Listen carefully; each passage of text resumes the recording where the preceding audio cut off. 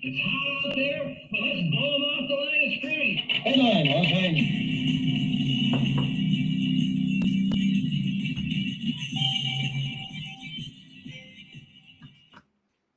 Live from the Ram Cave, I'm Joe Terozine, and this is RamView, the February 2nd, 2026 edition, brought to you by Kistler Law Firm. Injured in an auto accident, need help, got questions?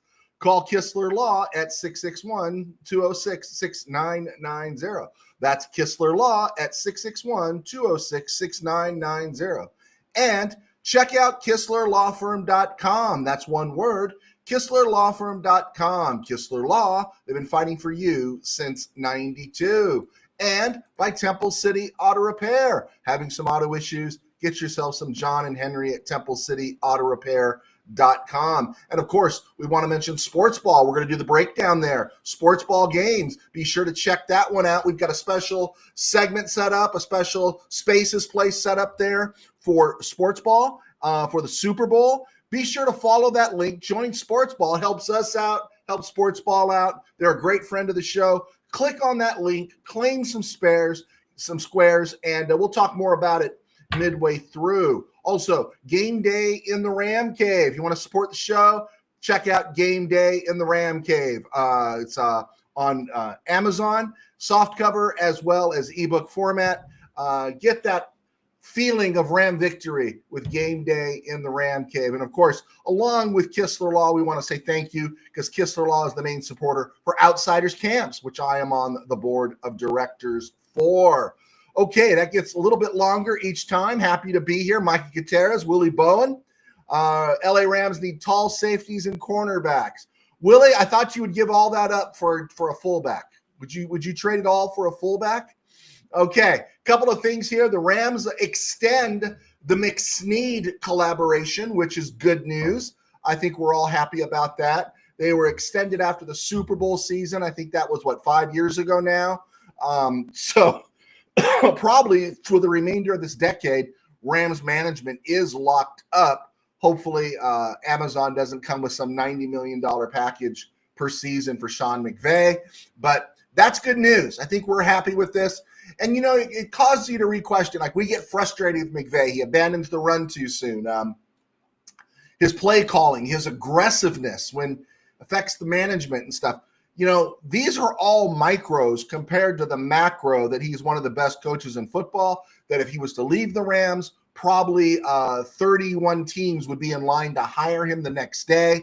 I never thought I'd say it, but as Ram fans, I think after, 9 seasons, we've become a tad bit spoiled.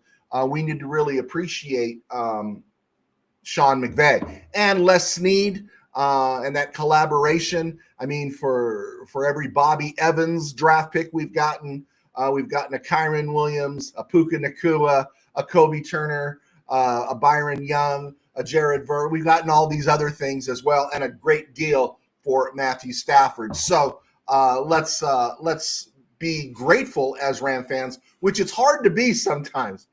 It is hard to be, and I'm right there with you, Micah. Happy to hear McSnead is here to stay.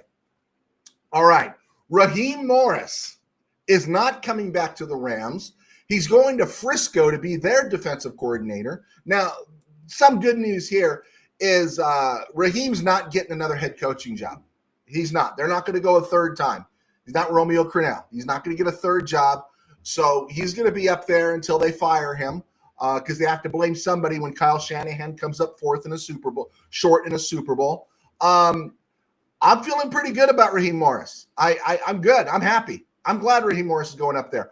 I don't necessarily attribute what happened in Atlanta this year to Raheem Morris knowing the Rams system. I'm sure it helped. I'm sure he understood tendencies and all that was good. But I'm just okay with it. I'm not like, oh my gosh, That's something that's really going to change things. I think McVay is smart enough to know, as he's going through coordinators again and everything, there's not going to be an issue here with Morris reading his mind, right? Same goes with former Rams OC Mike LaFleur, who took the head coaching job at Arizona. Now, that's, again, in the division. So potentially the bruising that can go on in the NFC West. One, the rivalry with Seattle is going to extend for a few years. Then you got Raheem Morris in Fog City, and now you got LaFleur in Arizona. And that's going to be interesting. The two things with Arizona last year, I thought they would be better. I thought they would compete. They didn't. They fell apart. I didn't think they would win anything, but I thought they would compete. And you know what? With Jacoby Brissett at quarterback, it was like Mike Wilson came alive, right? Mike Wilson was just a guy under Kyler Murray, and under Jacoby Brissett, he became a guy. And then you throw in Marvin Harrison, you throw in Trey McBride, and you would think that LaFleur has got his bridge year quarterback. The idea would be, let's move off of Kyler Murray, which I hope they don't, but I think LaFleur knows and could read the room and knows they need to move off Kyler Murray and maybe get another draft pick for him. So this is a pretty good move by the Cardinals. I know Cardinals media was talking about Clint Kubiak, and that maybe Clint Kubiak was interested in coming to the Cardinals because he wasn't impressed with Fernando Mendoza. Literally, probably the dumbest take I ever heard. Right? It's like, I might want to go to the Cardinals with a reputation of mismanagement, emotional and moody and indifferent Kyler Murray getting a ton of money, as opposed to maybe going to a team that's got Tom Brady involved, that's got Joe Spytek involved. I think I want to go there. I think I'm going to go where Fernando Mendoza is. You got Brock Bowers, you got Ashton Genty, you got a bunch of salary cap money. It failed with Pete Carroll, but I think I'm still optimistic about the Raiders going forward, and I think that's where Clint Kubiak's go. I don't think there was a prayer in Hades that Clint Kubiak was going to go to the Cardinals. LaFleur got the job. It's going to be interesting to see because their offense with Brissett was, effective last year. They get some offensive linemen. They finally decide that James Conner can't carry the whole load for a season because he's got all the mileage.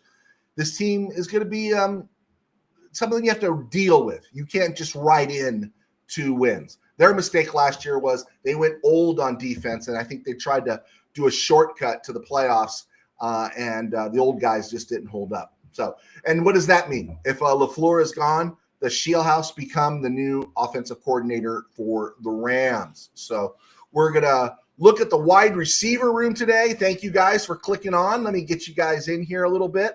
We're going to talk about the wide receiver room. We're going to talk about Ram free agents. We're going to talk about draft picks. I'm going to do a neat comparison of what between Van Jefferson and Tutu Atwell. And then we're going to look a little bit at the Super Bowl, and we'll go from there. I don't anticipate this going longer than 30 minutes, but you never know. USA Expat, is it me or is Gary Klein the king of the most ridiculous questions? You know, I haven't listened to Gary Klein for a while, so if he asked one, you let me know because I don't know. But there are some questions out there that are just unbelievable. Pastor Joe, Michael Negretti, I'm not happy with the extension. They should have waited until after the season. I just wanted to see what he does this season. Well, they were going into their last year, and, it's kind of a big deal. It's not Walter Alston and the Dodgers anymore. 1-year contract, 1-year contract. I know it hasn't been that way for about 40 years. But who else is out there? I understand getting frustrated. But, again, I think if McVay left the Rams, maybe it's a little hyperbole, 31 teams wouldn't stand in line. Maybe 29 teams would stand in line. And they'd say, oh, yeah, we'll fire our guy, right? The Falcons would say, yes, Stefanski, you're gone, right? Cardinals would say, yeah, LaFleur, you're gone. If the 49ers were thinking, and I don't know if they do based on some of the contracts they give up, they'd think, yeah, Shanahan, you're gone, right? I'm good with it. I'm all good with it. $5 Steve, McVay should eat Raheem D alive? I think so. I definitely think that that was more Rams playing bad ball than Atlanta playing great ball. Michael Negretti, he's blowing too many games. Okay, Mike, I'm going to give you the floor, and what you can do is tell us who should be there. Okay, tell us who should be there, who you would go after, who would you want as your head coach if McVay wasn't back. In the meantime, USA Expat says blank LaFleur, $5 Steve. It might be USA. When I covered many Pac-12 football media events and Rose Bowl games, there were several times where reporters asked dumb non-football questions. Yeah, probably. Manny saying hi. And you know, those things, Steve, was difficult to be around writers that came in that weren't with your team all year. You're the beat guy, or you're the one that covered them up close, and then somebody comes in and then starts asking really stupid questions. It's because they haven't been following. It's like, I'll say it, when you see a mock draft that still has the Rams drafting a tackle in the first round. Not saying the Rams couldn't draft a tackle in the first round, but when they're listing tackle as a primary need of the Rams, they're just not reading the room. Manny Correa, I told everyone our Super Bowl is at SoFi. That's next year. Wouldn't there be some irony there? Wouldn't there be some irony if Rams won another Super Bowl at SoFi? Manuel Vasquez, McVay and Snead have proved themselves to be a good combo. We are lucky to have such stability. When you're thinking of what the Rams had before, absolutely. USA Expat, I'm celebrating the 2 contract extensions. Hey, I'm going to give this to Mikey Gutierrez. Mikey Gutierrez is at least not that anyone else is, but he's not all sucked up in fanboy. So I love what Mikey Gutierrez says here. I'd love to hear your options, Micah. No harm, no foul, no blood, no ambulance. I'd love to hear what your thoughts are on where you would go. Would you dump McSnead total, both of them? Would you dump Snead? Would you dump McVay? And where would you go? Ron Reese, I hope McVay runs the ball more next year, and I hope they draft Lemon from USC. I think we could all say amen to that. Manny Correa, I like Chris Johnson, cornerback, San Diego State. Riley Malham, Wisconsin, right tackle. Mason Rieger, edge at Wisconsin. You're into those Wisconsin guys. There you go. Yeah, Manny, I forgot. You're the guy that always sends me those names that I have to go working on. $5 Steve, someone asked late coach Mike Leach who wins a Pac-12 mascot war. Who did he say? I'd love to know that one. I'd love to know that. Okay, real quick here. I want to do this as Manny and Willie get all caught up together. I want to do this one here. For the record, before we talk about the wide receiver room, I as you can see, I made this crudely myself. I posted it the other day. If you look at this, Van Jefferson, and he's never maligned. And he didn't do anything about contested catches, right? It's probably why Nakua stands out so much. Van Jefferson played 49 games for the Rams, started 30, had 101 catches, roughly 1,500 yards, and 10 touchdowns. Second-round pick, 57th overall in 2020. I think he was out of Florida. And then Tutu Atwell appeared in 64 games, only 27 starts, 105 catches, a little over 1,500 yards and 5 touchdowns.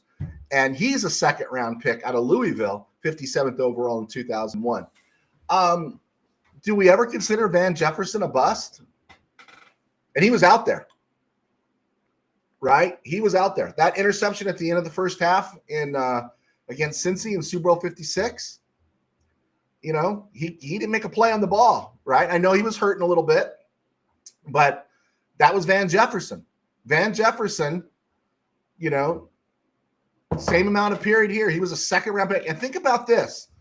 Rams drafted Van Jefferson in 2020, 57th overall. The very next year, in the same slot, the Rams, with Robert Woods and Cooper Kupp, felt they needed to go back and grab another receiver, and they grabbed Tutu Atwell, right? Pretty interesting stuff there. Now, I would argue that neither one of them worked out. I wouldn't say – and I would also say maybe Atwell was overdrafted, But if we were being sold the vision that was originally intended for Tutu Atwell, maybe that's on the Rams then for not getting that vision in play. But Van Jefferson, after a while, guys, we saw Van Jefferson's lacking, didn't we not? And so I'd be curious to hear your guys' thoughts on that. All right, let's see what we got here. Boom. Let's get this in here. ESG, forget McVay. LA shouldn't rely on running the ball all the time. Oh, there you go. There's Willie. Hey, if we get a fullback, Willie. Forget McVay, ESG. How about Shanahan at the 49ers to let him go? You know how many teams would be in line for him, and he hasn't even won a Super Bowl. Yeah, and that would be fine, but I would almost be disappointed if the Rams were to go after what's his name? Kyle Shanahan. Would you want Kyle Shanahan? I don't feel comfortable with Kyle Shanahan. Elijah Surratt. There you go. There's Manny Correa throwing Elijah out there. Let's see. Gilbert Gonzalez. Joe, first, no one out there that's better than McVay and Snead. Remember the Rams' first year here? Yes, we do. Absolutely. Michael Negretti. Pastor Joe, I don't know who I would get. What I want is McVay to stop calling the offensive plays. I'm tired of the insanity. Insanity is doing the same thing but expecting different results. Okay, you wonder, it's the whole Andy Reid question, right? It's the whole Andy Reid question. Does anybody in Andy Reid's offense ever call plays besides him? I agree. McVay is reckless sometimes. And I think that's because of Stafford, because he just gets so excited and stuff. But maybe we can hope he's still learning on the job. $5 Steve for Willie. A fullback keeps popping up near the top of my mock draft after round 3. Okay.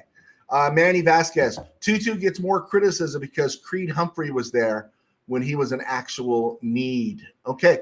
But maybe, I agree, but maybe the Rams were viewing that, we got some doubts here about Van Jefferson, right? Maybe. All I'm looking for here is just the acknowledgement that I don't know if Atwell was as much of a bust as much as the Rams were a bust for drafting him there, right? That's my struggle. USA expat. I cannot believe that I will be rooting for the Patriots. So will I, Chief. So will I. I will be rooting for the Patriots. I'm happy. I like an evil empire. And what I desire is Sam Darnold showing up again. I want a Sam Darnold that throws 7 picks. I want a Sam Darnold that loses 42-3. I want a Sam Darnold seeing ghosts, not because I hate Sam Darnold, but because I want that doubt planted in every Seahawks fan's head. I want that doubt planted in John Schneider and Mike McDonald's head that maybe, just maybe, he is not the guy. And not only did we get here with Sam, but we got here because the Rams played like dog meat the last month of the season, right? There we go. That's what I'm thinking. That's what I'm hoping for. All right, let's keep moving along here. Rams wide receiver room right now. Puka Nacua, Devontae Adams. There's your top tier guys. The next 3 guys that got playing time, Jordan Whittington, Kanata Mumpfield, Xavier Smith.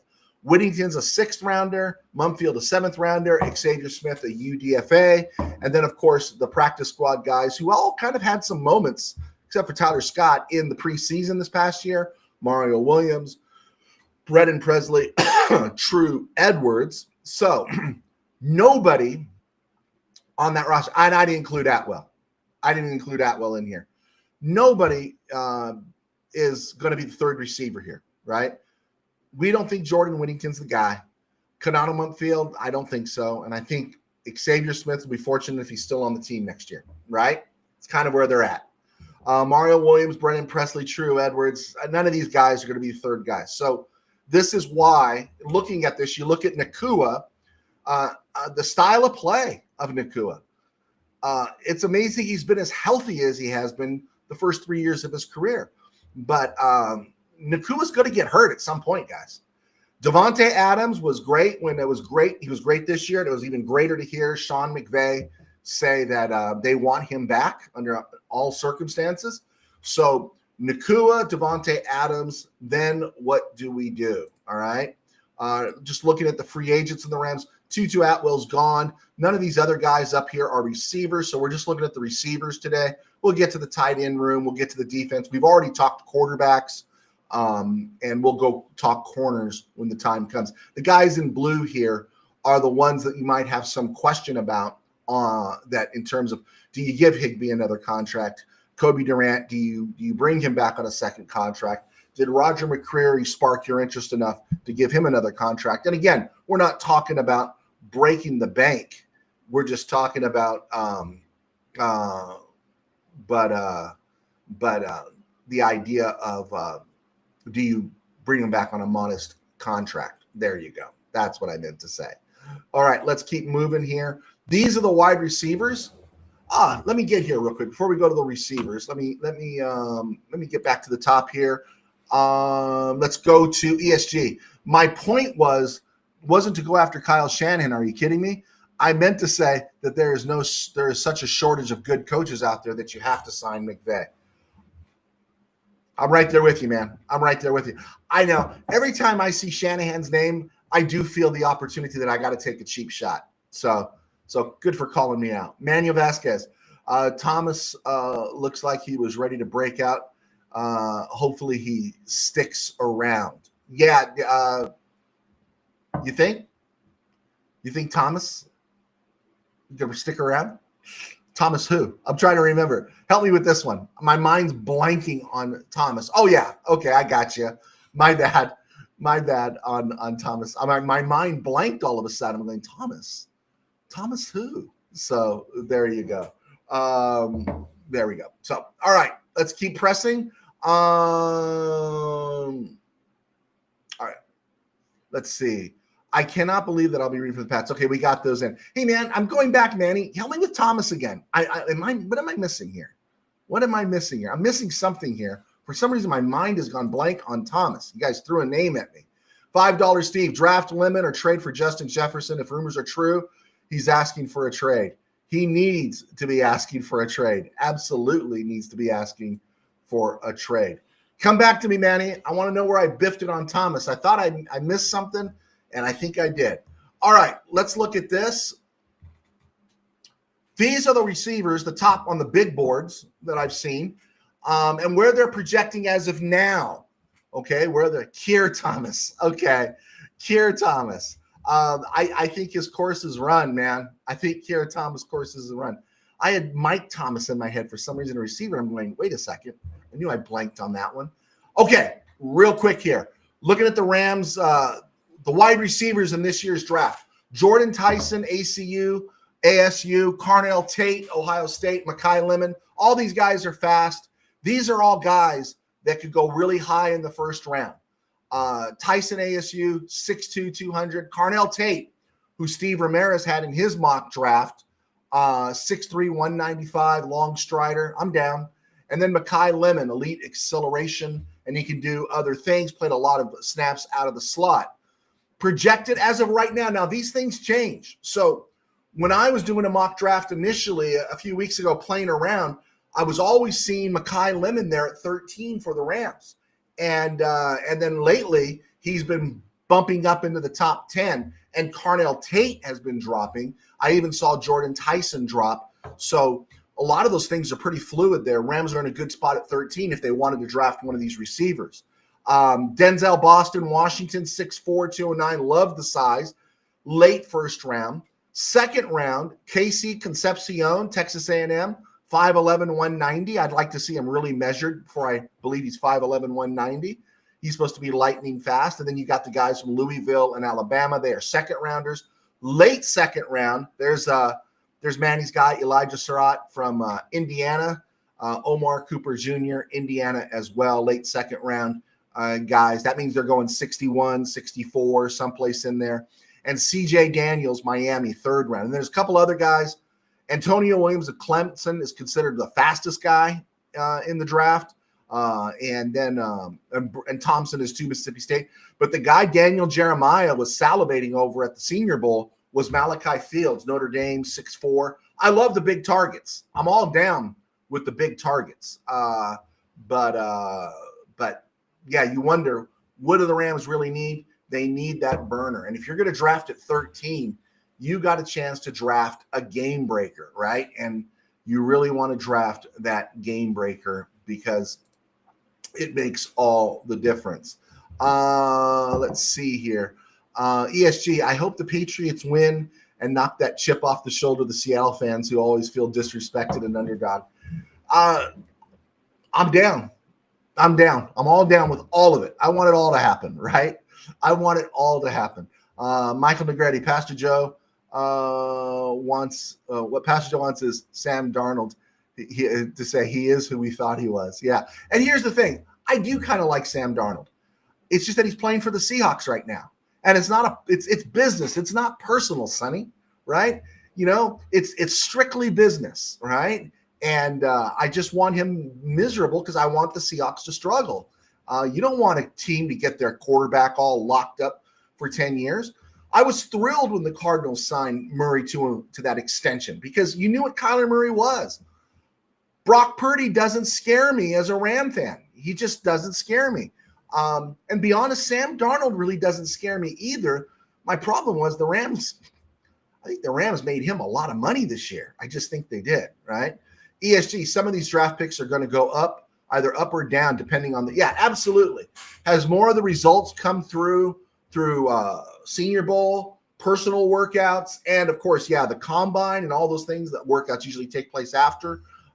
Yeah, a lot of those guys are going to go up and down, right? And you kind of knew that I was surprised when I did the mock drafts, played around with it in January, of how Mekhi Lemon was always there, and yet he was always there.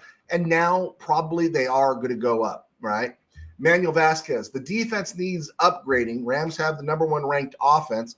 I'm hoping 3 of the first 4 picks go to defense and we get some quality players over there. I don't know. See, my problem with that, Manuel, my problem with that is I don't know if I trust drafting a corner in the first round, right? I just don't know, right? I felt Sauce Gardner was overrated. Terrion Arnold at Detroit hasn't really, done much. There's a Patrick Surtain out there in every draft, right? There's the kid down in Houston, Singletary. There's guys every once in a while, Christian Gonzalez, if he's healthy. But man, I just struggle. You got the 13th overall pick. I think you need to get a weapon that'll take you to the next step. Let's just say Nakua stays healthy.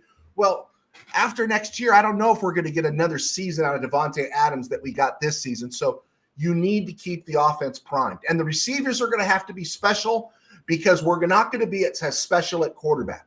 We're just not. There's just, we're going to ride I'm sure they're going to ride the Stafford wave as long as they can. But sooner or later, it's going to crest and come into shore. And whoever you bring in is not going to be Matthew Stafford, right? It's not going to be Matthew Stafford. And so you better have some special receivers there to help him out. So I think at 13, you got to go offensive weapon. And maybe, just maybe, Nakua stays healthy, Ferguson comes into his own, and this receiver at 13, maybe it's Mekhi Lemon, become game changers. And so that looks a little bit better. Alaric Jackson still has mileage in front of him. Warren McClendon has mileage in front of him. You're good at the tackles. Could improve a little bit in the interior of your offensive line, but you could work on that in second, third, fourth rounds.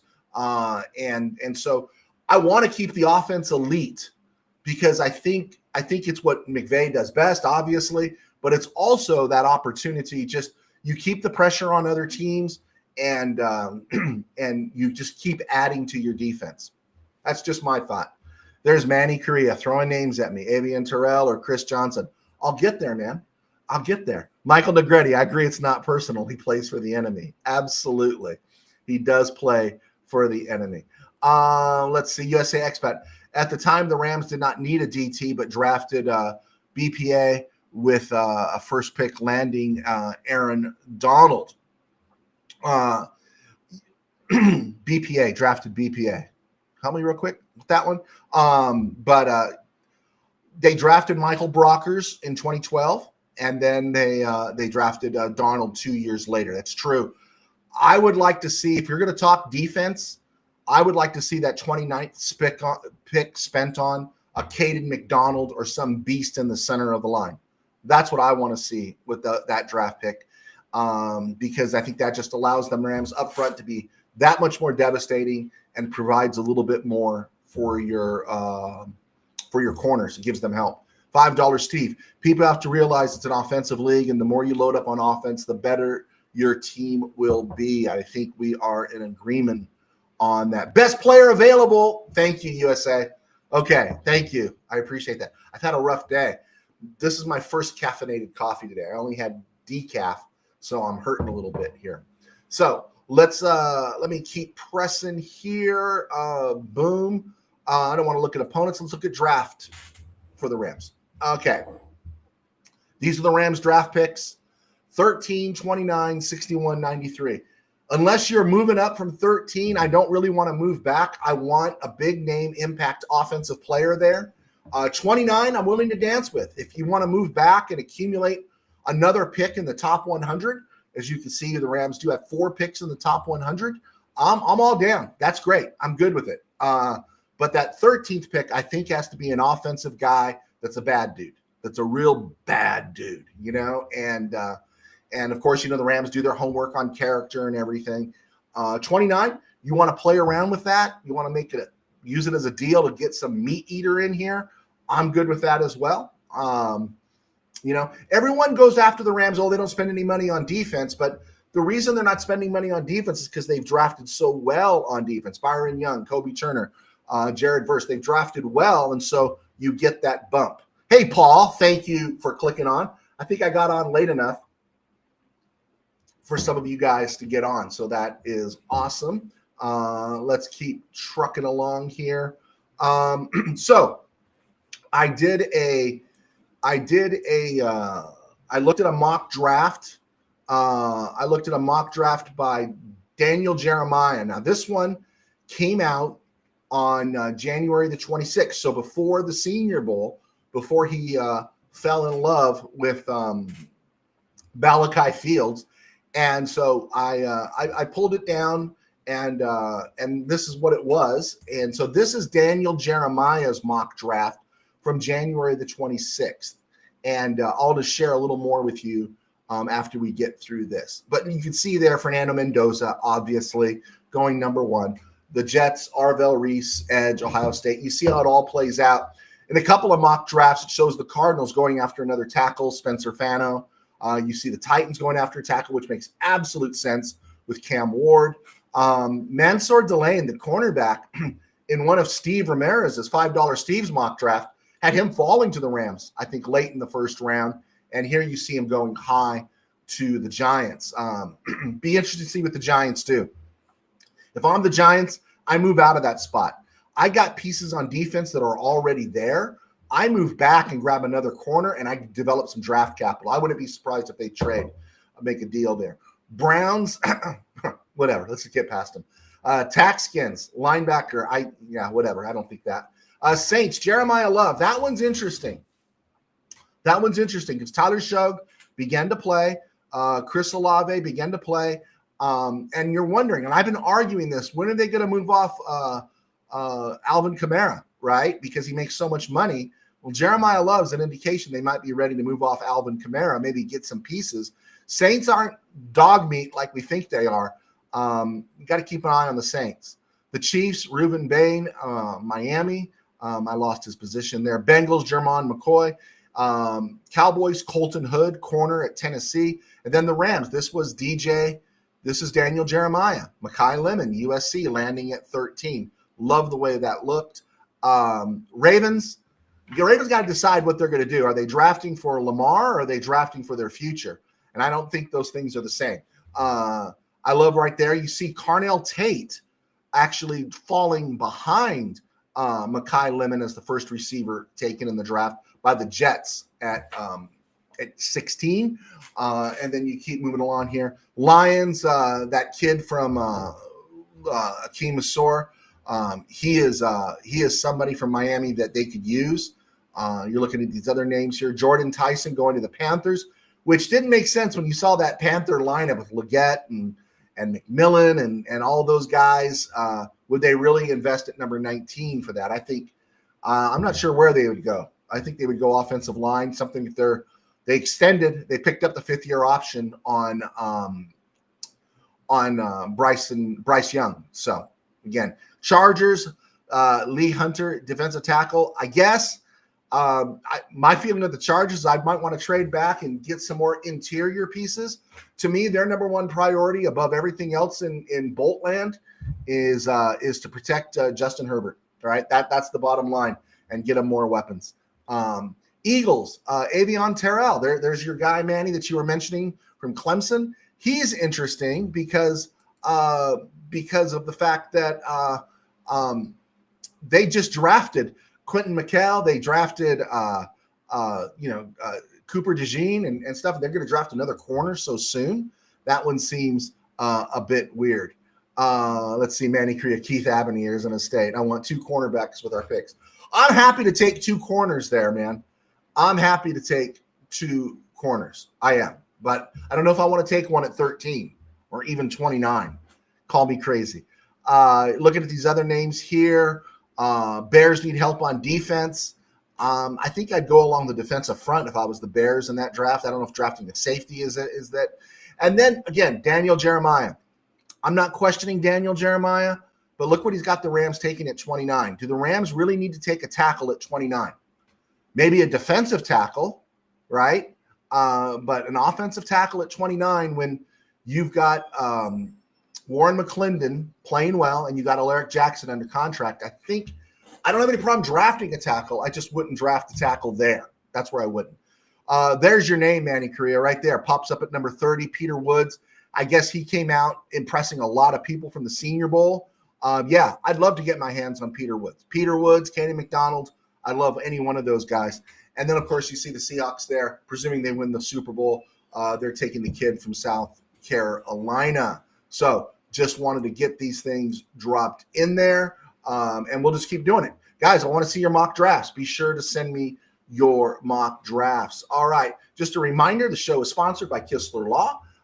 Be sure to check them out. Get the compensation you deserve. Check out Kistler Law. Click on that QR code. And then, of course, sports ball games. And here you go. Guys, at the top of the thing here, let me see if I can drop that back in. We do. There you go. I dropped the link in the thread again. We are creating a sports ball window for us all to join for the Super Bowl. Be sure to just follow that link. Go over there and click on. It should be a lot of fun. I'm technically hosting a Super Bowl square. Never thought I'd be doing that, and I'm inviting you all. It works. Jump in, claim a square, totally free. You can walk away with some prizes. They're being offered by the sponsor every single quarter. 4 chances to win, courtesy of Sports Ball. If they ask me if I got some things I wanted, I can work some in there, maybe some Kistler Law firm stuff. The board locks when kickoff happens. And winners will be announced as soon as the final whistle blows. So be sure to hit the link, join Sports Ball, claim a square. It'll be fun. We can all talk trash to each other. I'm looking forward to this. Sports Ball has been a great friend of the show. And click on that link, and let's do this together. It'll be a lot of fun. And if you have questions, you guys know how to contact me. Shoot them over to me. And here we go. All right. Why do I do all this stuff? Well, I do this stuff because I pastor a small church in Burbank called Burbank Faith Nazarene, and we are a small church, but we have an online presence, and we also are the hosts of Outsiders Camps, and so we're part in those ministries. And again, small church, I augment my salary by doing RamView, and I write books. My books are on Amazon. You've seen them. You've heard me talk about them. Be sure to check them out every time you purchase one of these. It really, really helps us. All right. Before we get to around the NFL and other places, I want to look one more time at the Rams' schedule this year. It is their opponents coming up. You got, of course, the Seahawks, 49ers, Cardinals, home and away. But then you got the Cowboys coming to L.A. We're going to see what they look like this offseason. Giants expect to be better with Harbaugh at the controls. Chiefs, Chargers, Bills. Bills are always going to be fun with Josh Allen. We whooped them here the last time they were there. Chargers, you want to lose at home. Chiefs, where are the Chiefs going to be? When do they come? Well, they have Mahomes back when they come. And it'll be fun to finally get a shot at the Packers again at home. Unfortunately, one of those home games will be played in Melbourne. My fear is that home game will be the one against the Seahawks. And that one sucks, that we'd have to go on the road all the way to Australia the first week of the season. And then away, you got the Eagles again. Rams going to Philly for a third straight year. You got the Texans, the Buccaneers, the Raiders, and the Broncos. So Broncos are curious. They scared me a little bit. Eagles, they took a step back last year. I think they're going to take another step depending on what decisions they're going to make. And the Texans, man, they really fell back. And so we don't know what's going to go on with them.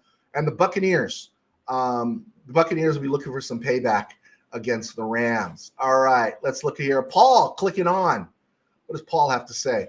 Do you think – let me get this in here. Let me be fair to you, Paul. Let me give you the big screen here. Boom. Do you think Higbee or Havenstein will be back next season? I would be shocked to all end if Havenstein is back next year. The problem with Havenstein, he's strictly a right tackle. You can't sign him to be a swing tackle. Even if he comes back for a veteran's minimum, where do you put him? He's only a right tackle, and that hurts, right?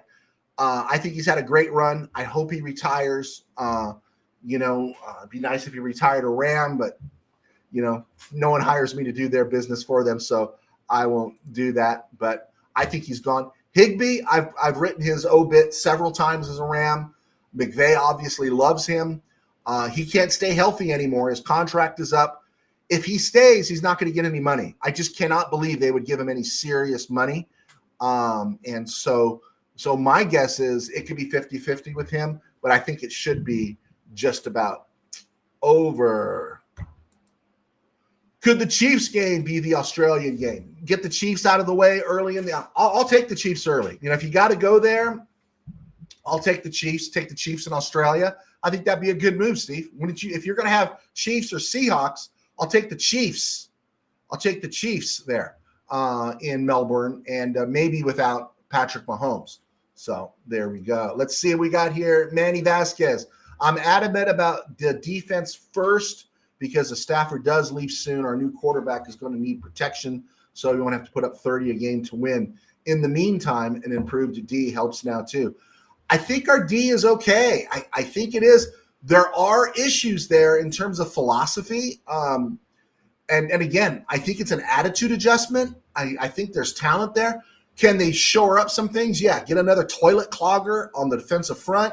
Yes. Draft a corner. Draft a couple of corners. I'm good with all that.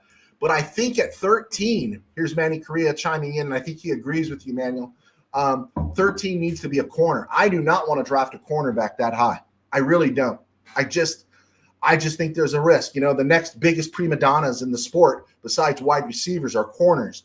And unless you're sure this guy is the next Pat Thomas, Rod Perry, Leroy Irvin, unless you're sure he is that guy, if you can guarantee me he's Todd Light, okay, I'll dance, right? I'll do that. But man, it is just a crapshoot, it feels like, with corners, and that's my struggle with taking a corner at 13.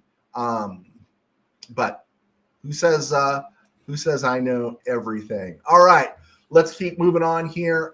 One of the big things, you're in the 2-week window when the talk about racism in the NFL comes up again, and it does. I think I looked at it.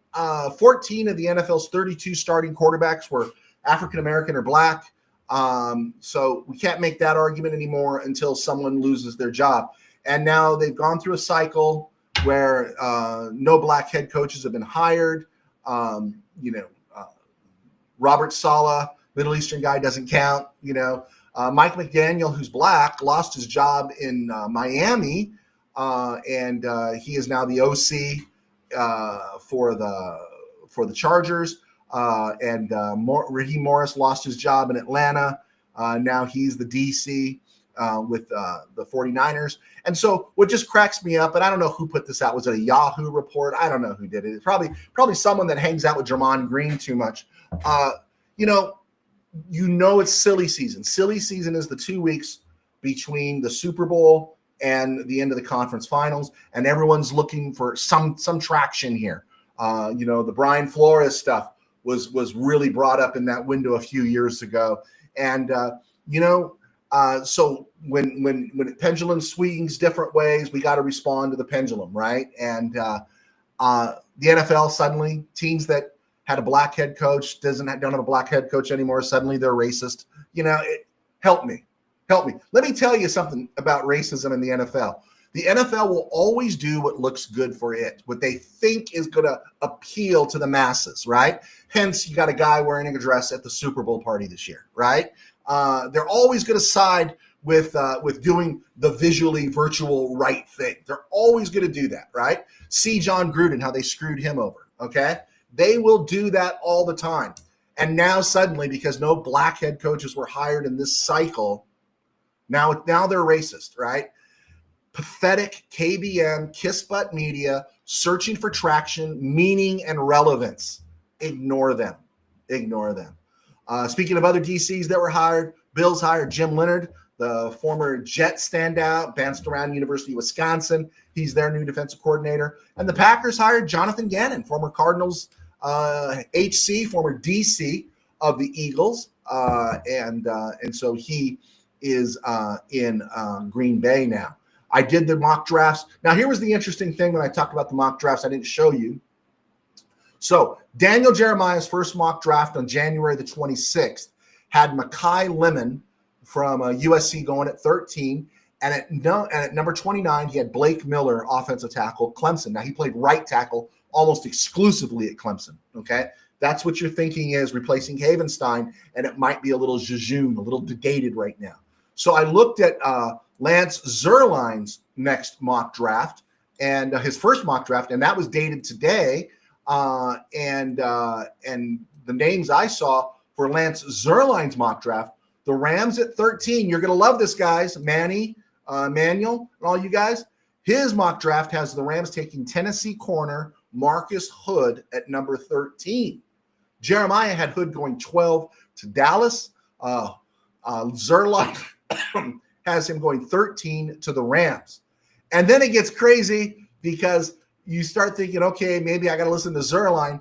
He has the Rams drafting Ty Simpson at number 29, the quarterback from Alabama. And I do not want to be in the Ty Simpson business. I'm not feeling good about that one at all. There you go. Let's see, $5 Steve, speaking of a corner. If he's Dion, then I'd take a cornerback. There you go.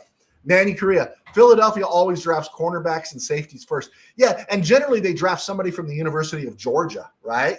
But Philly, that's going to be fun this offseason, talking about Philly and what they're going to do going forward, because there are all kinds of stuff leaking out about Jalen Hurts. I think we know this about Jalen Hurts. He's got limitations. You get him off his first read. He's got limitations. Good leader, good quarterback. You won a Super Bowl. I don't hate Jalen Hurts, but he's got limitations, just like Lamar's got limitations. And so, they're built up so much, but you see it in Philly. I got to guarantee you, Devontae Smith and A.J. Brown would love to have Matthew Stafford throwing them the ball, right? Would love to have Matthew Stafford and throwing the ball. Okay, let's keep bouncing down here real quick. We'll keep doing questions. We're at the 48-minute mark, so I am going over 50 minutes. I didn't think I'd go over 30. I didn't think there'd be enough content. Super Bowl, February 8th, okay? I just made notes here, and I'll give you my prediction as of now. It's not my final prediction, okay? Don't run with it, okay? And don't ever bet with it because you never know. I don't know how to bet. Okay, looking at the first match between these two teams to this match, the guy that kept popping into my head, and he was more prominent, definitely. He wasn't with the team in the second go-around, I think, in the second Super Bowl the Seahawks were in, but that first one with Denver, he was. I see Rashid Shaheed as the Percy Harvin of these Seahawks. Remember, Percy Harvin was kind of that game breaker the Seahawks brought in 2013. He was banged up most of the year, but paid dividends in the postseason. Rashid Shaheed comes midseason and he really has become this difference maker for them. That's where I see Rashid Shaheed. I believe a competent quarterback with great receivers can chew up Seattle's so-called vaunted defense. It's not that great. I think Drake May is competent. I don't know if he's got enough great receivers to do that. The wide receivers are only so-so. New England's O-line is not great, but neither is Seattle's offensive line. Seattle's pass rush isn't good, and the Patriots' pass rush is almost non-existent sometimes. But I think the Patriots' defense is better than people think. Their secondary is better than people think. I think Seattle's going to have to run the ball, and then that's where you kind of get into the issue. Can Kenneth Walker deliver another game? Now, let's remember, put that Ram game in context. He started off like a house of fire, right? And I've been hard on Shula because there was an issue here with I was hard on Shula because I showed you the screenshot of Darius Williams being on an island out there on Rashid Shaheed on 3rd and 5 at the beginning of the game. There were some issues there, but we will say this, is that early Kenneth Walker ran the ball. Late, Kenneth Walker couldn't run the ball, right? So the Rams shut him down. Kenneth Walker is good. I don't think Kenneth Walker is great. And I think their offensive line is a bit suspect. And I think because you're playing against some beasts of Vrabel's defense up front, they could shut down Seattle's running game. Right now, I'm leaning Seattle 23-16. That's just where I'm at right now. I think I'm going to change them. I keep trying to find reasons to pick the Patriots. Right now, I'm still leaning Seattle, rooting for the Patriots. Let them get that 7th Super Bowl, right? Let us have an evil empire. That's really what I want. And we'll build from there. Let's see. $5 Steve. If Jimmy G leaves, then I'd get in the Drew Aller business around the 4th or 5th round. I would. I agree. If Jimmy G leaves, I would drink some of that 4th and 5th round sauce for Drew Aller, because I think of all those later guys, those Kubniks and Carson Becks, I think he's the guy with the most upside. I'd also take a flyer, as I said on Friday's show. I'd also take a flyer on Friday's show on Will Levis to see just where he's at health-wise and see what the Titans are thinking about him, to see if maybe McVay can harness all that raw talent. Manny Vasquez and Manuel Correa, they're in sync together. They want that corner at number 13. All right.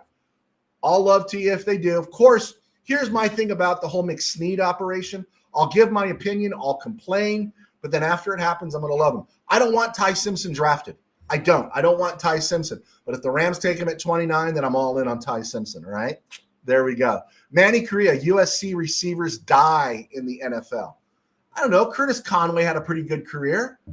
Keyshawn Johnson had a pretty good career, right? Robert Woods had a pretty good career, right? You know, you're in the Marquise Lee concept. You're in the RJ Soward concept. You got to let that go, man. You got to let that go. Think positively, right? Think Lynn Swan, right? Think Lynn Swan. There you go. It helps. Curtis Conway, Keyshawn Johnson, Robert Woods. There you go. Manny Correa. Our front line would be elite with a good secondary. See, I flip it around. I would load up on that front line, those Bubbas, and give that extra half second to our secondary, right? That that half second is deducted from the offense's experience or opportunity to pass the ball, and that would make our corners look better, right? Manny Correa, I am a defensive person. Okay. What's the Super Bowl spread right now? I don't know. I do not know what the spread is right now. $5 Steve Addison up there in Minnesota is looking good, but he's trying to sabotage his career, man.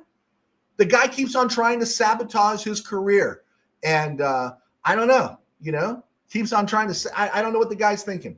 ESG, how about that receiver? I think his last name was Morton, and he played for Detroit and was from USC. Johnny Morton, right? They were running Johnny Morton, Herman Moore, and there was the third guy that was there. Who was the third guy? They were racking up 1,000-yard seasons with Scott Mitchell, I think, at quarterback. Who was that guy? It was Johnny Morton, Herman Moore, And there was a third guy that was there. They were really lighting it up there for a while. Seahawks minus 4.5. Now, what does that mean? That means the Seahawks will win by less than 4.5 points. Is that what that means? I got to be honest with you guys, not being sarcastic. It's just I don't know, right? Manny Correa, Manuel, my guys, Mason Rieger, Wisconsin, Logan Fano, Edge, Utah, Avian Terrell, Keith Abney, Arizona State, and Chris Johnson, San Diego State, and Julian Neal, Arkansas. I've seen Julian Neal's name. There you go. St. Brown, Amon-Ra St. Brown is from USC. There you go. Yeah, listen to these guys. All right, let's get this one in here real quick, and I promise we'll come back. It was a stone groove, my man. People have been asking me for more Stone Groove. I guess I should do it more often. It was a stone groove, my man. And since we're being nostalgic, Mike Jones made the tackle. there we go. I feel better. The Rams have won the Super Bowl. Now I'm in the zone. There we go. Let's keep pumping here. On this date, February the 2nd, 1972, the Rams draft Larry Brooks, 14th round, 355 overall out of Virginia State. He goes to 5 Pro Bowls, 2 first teams, 2 second teams. Adjusted, and as they went back and reviewed, 74.5 sacks in his career, playing alongside Fred Dreyer, Jack Youngblood, and Merlin Olsen. This is the reason Isaiah Robertson doesn't have a buttload of sacks. The Rams didn't have to do all that blitzing there. 131 games, 122 starts. And, of course, Larry Brooks is one that I've always said I put in the class of if the Rams had picked off another Super Bowl appearance or even a Super Bowl win, Brooks would have received Hall of Fame consideration. And you know what? He still does, right? He still does. On this day in 2000, there you go. Drake London, Michael Pittman, and yes, Johnny Morton. There you go. Joe S. He's got it. Be sure to hit like and subscribe.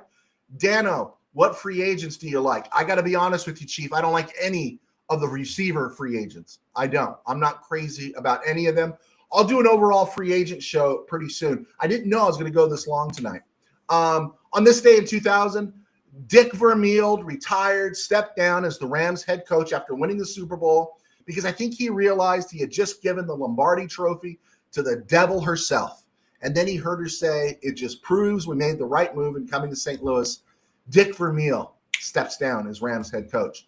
Born on this day in 1953, Mike Fanning, Notre Dame. Who was Mike Fanning? Well, Mike Fanning was viewed as possibly the heir apparent to Merlin Olsen, and I guess he was.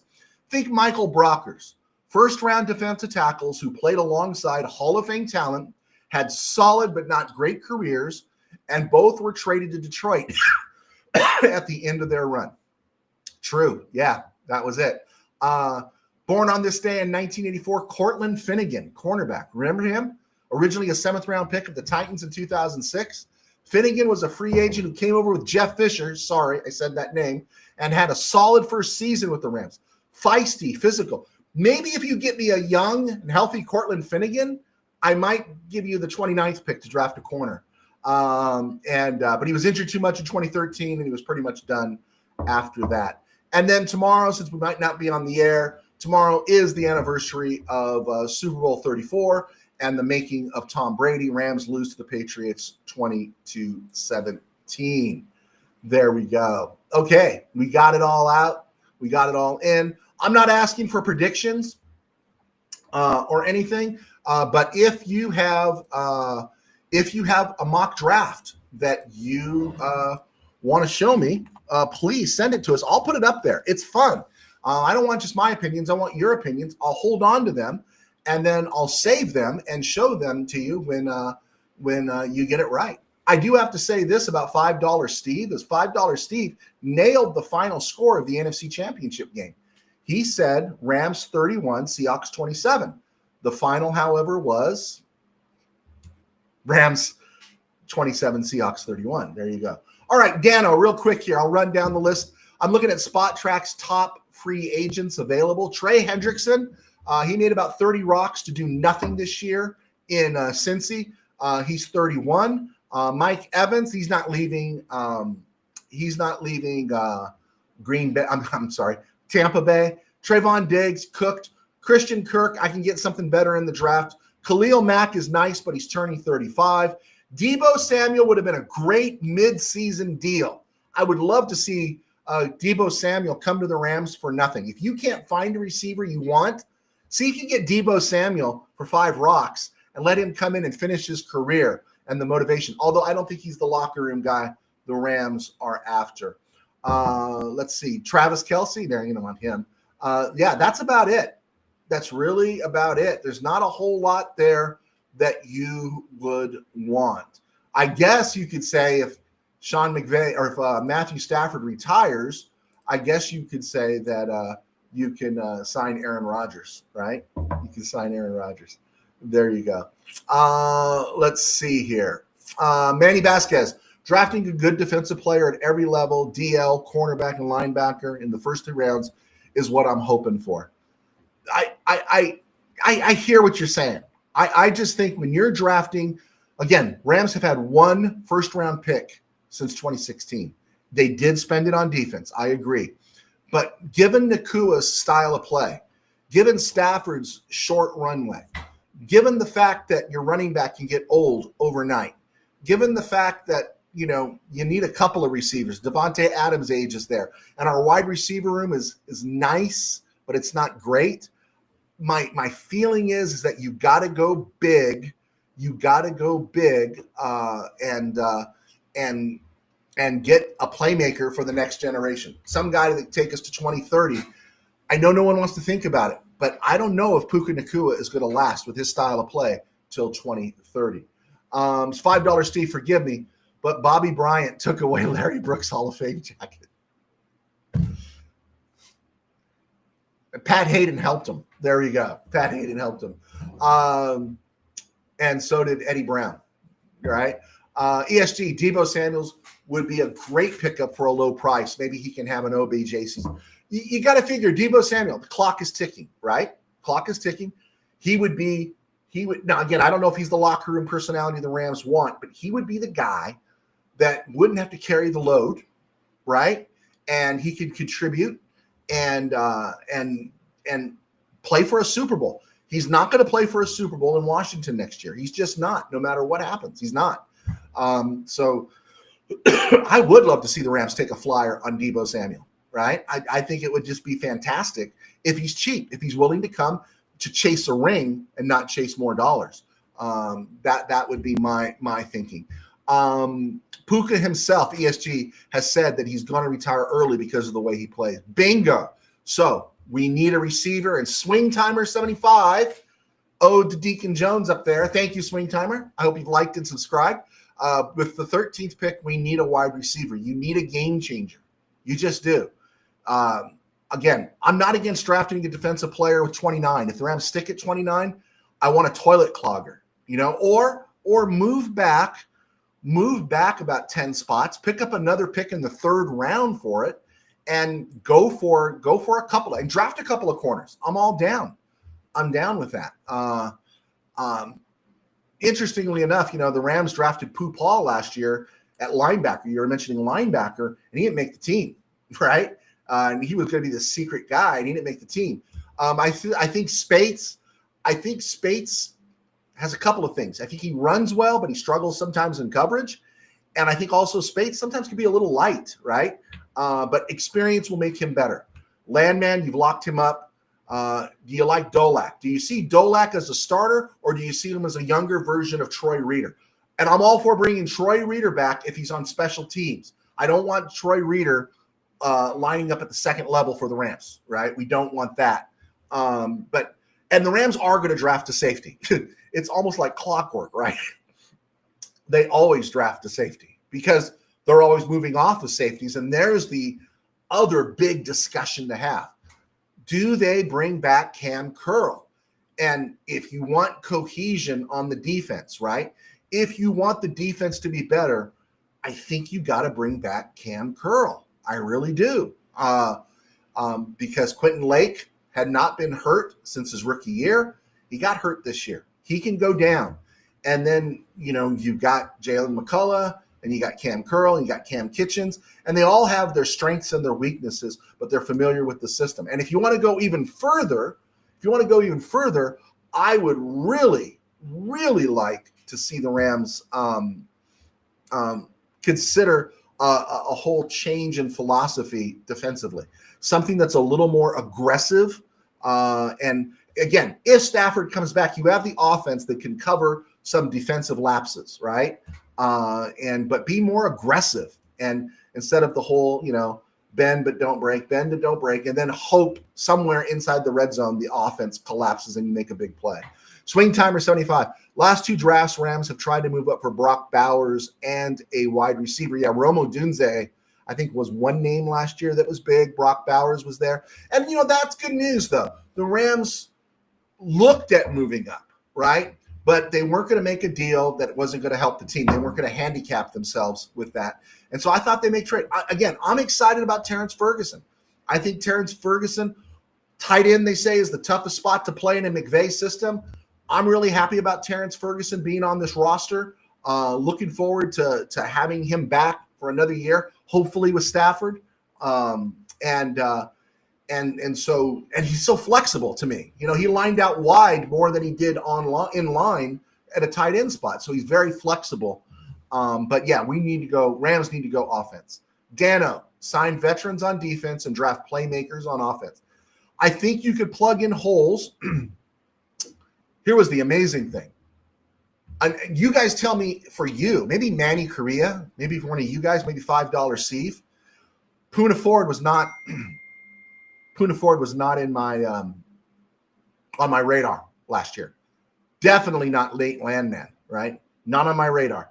And the Rams got two starters that played well enough that they extended them. Well, Poona was already, but Landman was extended. So the Rams have done a great job picking up other people's stuff and making something more out of it. And again, there's not an edge guy out there that you want to sign. I think the league is picking up on the fact that you need those athletic run stuffers on the defensive front, and corners, right? So I'm all down. If the Rams want to sign a corner, make a deal for a corner, I'm okay. It's just that it's risky.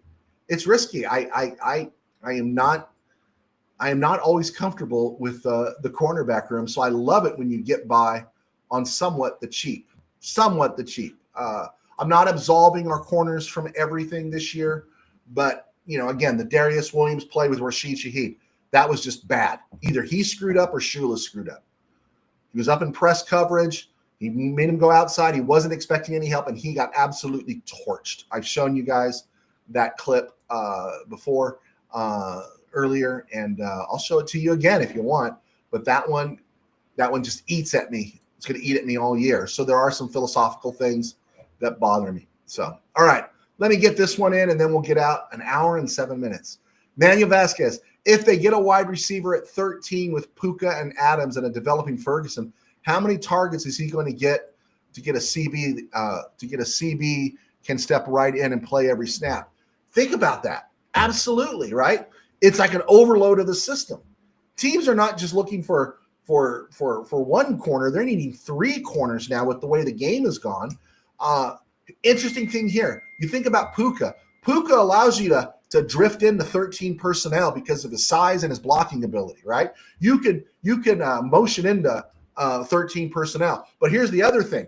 You can get right out of that again with Terrence Ferguson. Terrence Ferguson lined up more in the slot and out wide than he did in the traditional tight end set. Huge havoc this creates for opponents. And I want to see it, right? I want to see it one more year, Stafford's, I don't know if he's like fine wine or not, because I don't know what fine wine tastes like, but you want that cat back.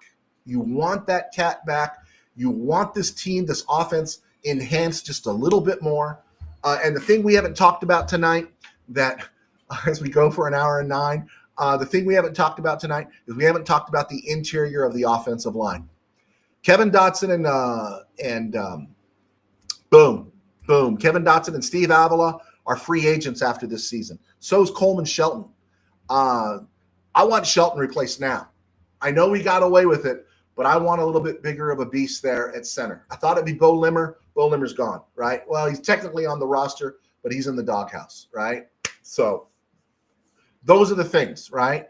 Those are the things. Another receiver, and to me, the interior of the line.